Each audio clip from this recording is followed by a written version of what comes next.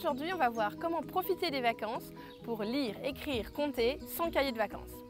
Les vacances d'été approchent, vous allez bientôt être débarrassé des devoirs le soir.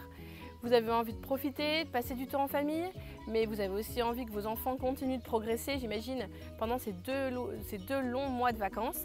Alors on va voir ensemble quelques astuces. Les enfants vont pouvoir apprendre de manière implicite sans s'en rendre compte. Par rapport à la lecture, je vous propose plusieurs petites astuces. La première, c'est de lire beaucoup d'histoires à vos enfants. Évidemment, c'est bien de le faire au quotidien, mais pendant les vacances, on a du temps, vous pouvez en profiter pour leur lire des romans plus longs. Et même si votre enfant sait déjà lire, c'est important de continuer de lui lire des histoires. Vous allez pouvoir lui lire des histoires plus compliquées, avec des phrases plus longues, des histoires qu'il n'est pas encore capable de lire lui-même, mais qu'il est capable de comprendre. Voilà. Ça, c'est la première astuce. Ensuite, quand vous allez au restaurant, l'enfant peut lire le menu. Quand vous vous installez, l'enfant peut faire son choix, lire les plats sur la carte et choisir ce qu'il souhaite manger. Si votre enfant ne lit pas de lui-même, vous pouvez, même si vous avez laissé des livres à disposition, mais voilà, il ne va pas les ouvrir pour lire, vous pouvez lui proposer de lire une phrase sur deux. Vous lisez une phrase, l'enfant en lit une autre et ainsi de suite. Et ça va aider l'enfant pour qui la lecture est encore un peu compliquée. Et voilà, ça va l'encourager. Nous, ce qu'on a fait là pendant les vacances, c'est une petite chasse au trésor qui était organisée par l'office de tourisme de la ville dans laquelle on se trouve. Et donc pendant la balade, les enfants devaient lire le texte pour savoir où se diriger, résoudre des petites énigmes. Et du coup, voilà, ça permet à l'enfant d'être acteur, de se balader, de prendre du plaisir. Il est aussi possible de préparer, si vous partez en vacances, vous pouvez aussi avec l'enfant regarder une carte de France, voir par quelle ville vous allez passer, combien de kilomètres vous allez faire. Enfin, voilà, ça peut être source de plein d'apprentissage. En ce qui concerne les mathématiques, nous quand on va au restaurant, on aime bien prévoir, au moment où on commande les plats, on aime bien prévoir pour savoir combien ça va nous coûter. Donc vous pouvez très bien dire à l'enfant, papa a pris un menu à 29 €, moi aussi, vous toutes les deux vous avez pris un menu à 11 €, combien ça va nous coûter? Voilà, ça va être sur des petites choses informelles comme ça, juste une minute par-ci par-là et l'enfant va pouvoir continuer de progresser. On est allé visiter un parc avec des crocodiles. Et sur le panneau, c'était marqué en 2011, les crocodiles avaient tel âge. Et donc du coup, forcément, mon réflexe, ça a été de leur dire, et là, aujourd'hui, ils ont quel âge? Donc vous voyez, en fait, c'est comme un problème mathématique, sauf que ça a du sens parce que c'est concret et ça permet de connaître l'âge des crocodiles. Voilà.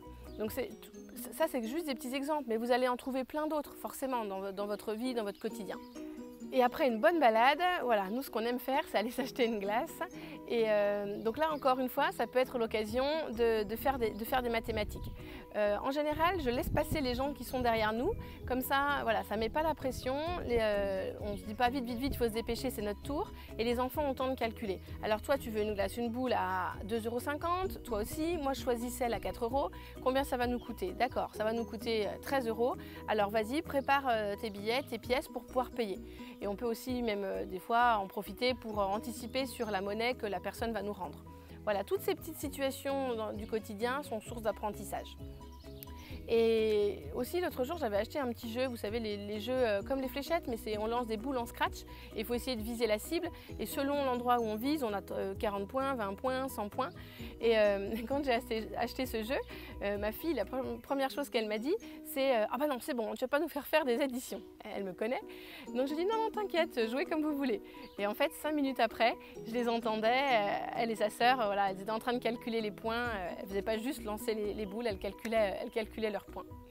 Donc en s'amusant, l'enfant apprend. Donc ce qui est important pendant les vacances, c'est de le laisser vivre, le laisser être acteur de ses apprentissages, le laisser profiter et de l'accompagner. Par rapport à l'écriture, évidemment, je pense que vous y avez pensé, l'idéal c'est les cartes postales. Ma fille a souhaité écrire une carte postale à ses deux copines et donc comme l'écriture est encore difficile pour elle, et chaque jour on a raconté une chose et puis voilà, au bout de quelques jours on va pouvoir envoyer cette carte. Mais si votre enfant en a marre, est OK pour une carte ou deux, pas plus, il y a aussi la solution des cartes, moi j'aime bien appeler ça les cartes postales numériques. Donc l'enfant on prend une belle photo de famille et l'enfant envoie comme un texto, mais voilà, pour raconter les vacances. En mode avion, c'est mieux pour leur cerveau. Et pour terminer, évidemment, je pense aux jeux de société. On n'a pas forcément le temps dans l'année de jouer ensemble en famille.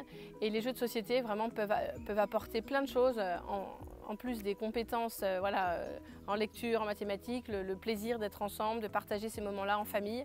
Voilà, c'est des bons moments et les enfants ont vraiment besoin aussi de ces temps-là. Donc je vous fais confiance, vous allez trouver plein d'autres idées. Cette vidéo, elle avait vraiment pour but de vous faire comprendre qu'avec des petites choses du quotidien, l'enfant apprend, prend du plaisir, est acteur. Et voilà, il n'y a pas forcément besoin de cahier de vacances pour ça.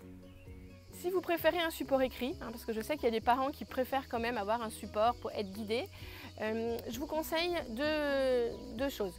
Pour les mathématiques, j'aime bien la méthode de Singapour. Il y a un livret par chaque tranche d'âge, pour les CP, pour les CE1, pour les C2, les CE2, etc.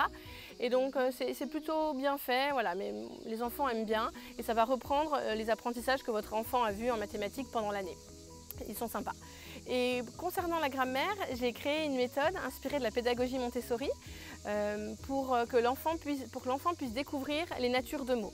Voilà, donc il y a deux fichiers PDF, un qui guide l'adulte et un autre à découper, plastifier si vous avez envie. C'est sous forme de jeu, l'enfant s'amuse et apprend.